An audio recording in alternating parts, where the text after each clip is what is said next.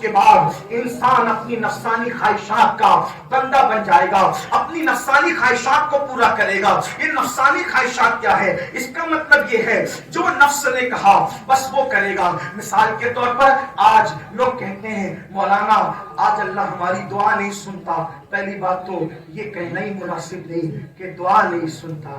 میں آپ سے پوچھتا ہوں ہم اس کی کتنی سنتے ہیں؟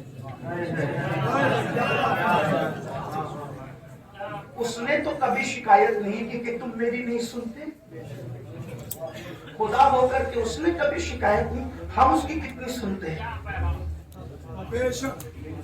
اور آپ کہتے ہیں وہ ہماری نہیں سنتا۔ کسی نے مولا کائنات سے پوچھا آپ کو تو ادھر دعا کے لیے ہاتھ اٹھاتے دیکھا ادھر قبول ہوئی، راز کیا ہے؟ تو میں ایک ہی راز ہے، میں اس کی سنتا ہوں وہ میری سنتا ہے۔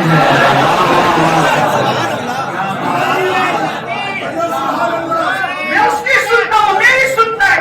نادان جس دن تم اس کی سننے لگے گا پھر دیکھ ہم تو مائی بکرم ہے، کوئی سائے نہیں۔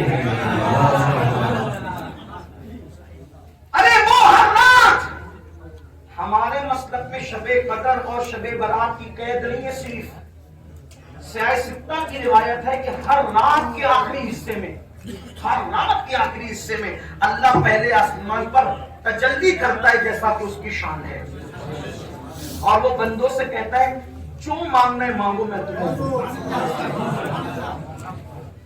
آپ کو میں بتانا یہ چاہتا ہوں کوئی ولی کی زندگی اٹھا کے پڑھ لو، آپ کو کوئی ولی رات کے آخری حصے میں کبھی سوتا نظر نہیں آتا۔ حضرت سیدنا مخدوم اشرف جہانگیر سمنانی ہمارے مرشد تارک السلطنت غوث العالم ارشاد فرماتے ہیں کہ میں نے رات کے آخری حصے میں جاگ کر جو نعمتیں پائی ہے کسی نفل عبادت کی وجہ سے وہ نعمت نہیں پائی ہے۔ جب تک مسلمان رات میں، بڑی معذرت کے ساتھ خانقاہی لوگ بیٹھے ہیں، علماء ذمہ دار ہیں، مشائخ ہیں، ایک بات کہتا ہوں اگر آپ برا نہ مانے تو آپ کیا کہتے تھے؟ پھر صاحب دعا کرو، مولانا دعا کرو، سید صاحب دعا کرو، پھر کوئی تعویذ دے دو۔ تعویذ میں ایسے غرق ہوئے، ایسے غرق ہوئے، رسومات میں ایسے ڈوبے کہ حقیقتوں سے دور تک ہوتے جائیں۔ لوگ یہی سمجھتے ہیں کہ جو کچھ ملتا ہے سب تعویذ سے ملتا ہے، لیکن ایک بات آپ سے کہتا ہوں تعویذ کو بھی جو ملتا ہے وہ اللہ کی رضا سے ملتا ہے۔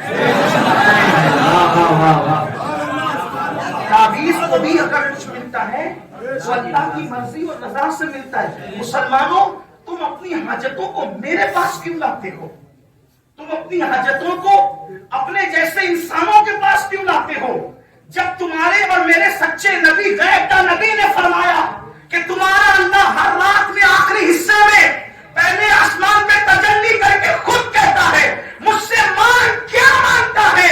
تو پھر اس وقت اٹھ کر کے مانگتے کیوں نہیں؟ سن لو اللہ کی بارگاہ میں جب اللہ فرما رہا ہے کہ اے مغفرت مانگنے والے آپ توبہ کر تاکہ میں تجھے معاف کر دوں، روزی مانگنے والے تاکہ میں تجھے روزی عطا کروں، اے مسائل میں گرفتار آ مجھ سے اپنے مسائل کا حل مانگ لے تاکہ میں تیری جھولی بھر دوں۔ افسوس اللہ جس وقت پکار کر اپنی شان کے مطابق یہ کہہ رہا ہوتا ہے اس وقت مسلمان گندی فلمیں دیکھ کر رات کے 3 ساڑھے 3 بجے تھک کر کے سو چکا رہتا ہے، کوئی اللہ اکبر گلیوں کا چکر لگا کر کے تھک ہار کے سو چکا رہتا ہے۔ کتنے افسوس کی بات ہے رات کے 3 4 بجے تک جاگ کر گناہ کر کے جاگ کر یہ قوم رات کے آخری حصے میں سو رہی ہے، فجر میں سوتی پڑی ہے۔ جب دنیا کے اندر سورج چہرے پر آ کر تمازت سے بے قرار کرتا ہے جب ہماری آنکھیں کھلتی ہے، جب دنیا آدھے کام کر چکی ہوتی ہے تب ہماری آنکھیں کھلتی ہے۔ مسلمانوں کیا ہو گیا؟ مسلمانوں کیا ہو گیا؟